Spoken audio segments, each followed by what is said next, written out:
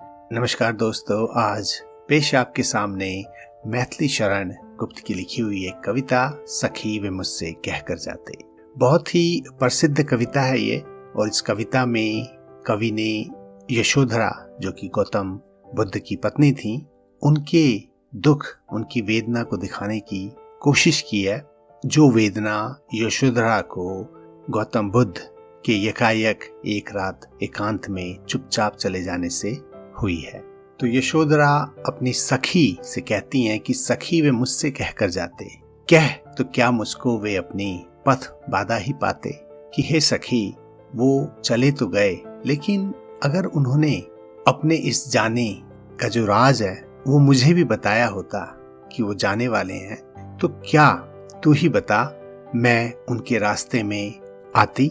मुझको बहुत उन्होंने माना, फिर भी क्या पूरा पहचाना। मैंने मुख्य उसी को जाना, जो वे मन में लाते, सखी वे मुझसे कहकर जाते। यशोधरा आगे कहती हैं कि वैसे तो मेरे पति ने जो मुझे सम्मान देना चाहिए था, जो मेरा मान था, उसको हमेशा पूरा किया, लेकिन फिर भी मुझे कहीं लगता है कि शायद वो मुझे पूरी तरह पहचान नहीं पाए। अपनी साधना में, अपनी इस खोज में अगर वो मुझे भी शामिल करते तो शायद उन्होंने मुझे पूरा पहचाना होता, लेकिन उन्होंने ऐसा नहीं किया।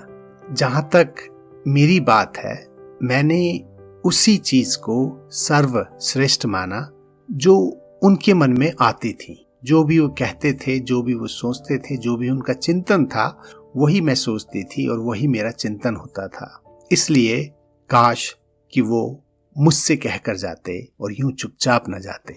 स्वयं सुसज्जित करके क्षण में, प्रियतम को प्राणों के पर्ण में, हम ही भेज देती हैं रण में, छात्र धर्म के नाते, सखी वे मुझसे कहकर जाते। सखी, तुम्हें पता है कि हम छात्र धर्म को पालन करते हैं, और उस पालन में हमारे जो प्रियतम होते हैं उन्हें हम प्राणों के पर्ण में, एक जुआ होता है पर्ण जिंदगी का, उसके कारण हम अपने पतियों को, अपने प्रियतमों को युद्ध भूमि में भेज देती हैं। तो जब हम ऐसा कर सकते हैं, तो क्या अपने प्रियतम को उस ज्ञान प्राप्ति के लिए नहीं भेज सकते जो कि करने मेरे पति गए हैं। तो हे सखी, कितना अच्छा होता अगर वो मुझसे कहकर जाते।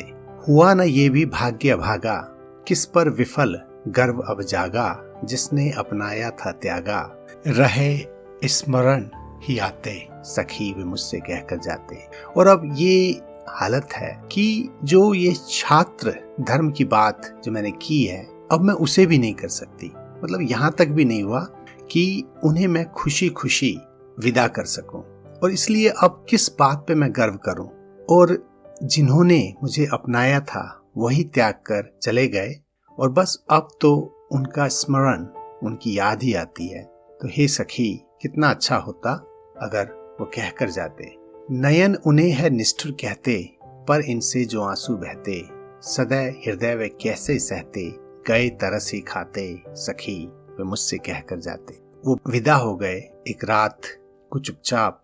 तो ये जो आंखें हैं उन्हें देख नहीं पाती हैं अब, और इसलिए ये आंखें उन्हें कठोर कहती हैं, निष्ठुर कहती हैं।